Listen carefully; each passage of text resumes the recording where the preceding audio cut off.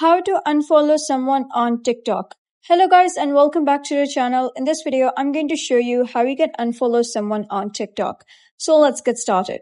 If you have accidentally followed someone on TikTok and you're seeing them in your following over here and you just want to remove them, what you're going to do is simply head over, click on your profile here at the bottom right, and first thing first, you're going to simply log into your account and then you'll be able to see something like this.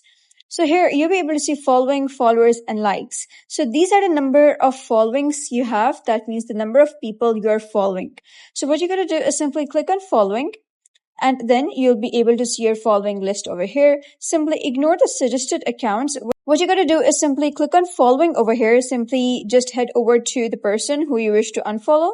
Click on following and you'll be able to see they are unfollowed. You can even go to their profile and see you're not following them anymore, and they will not pop up in the following section anymore. So that is basically how you can unfollow someone on TikTok. So if you found this guide helpful, give it a thumbs up and don't forget to subscribe for more helpful tutorials. I'll see you in the next video.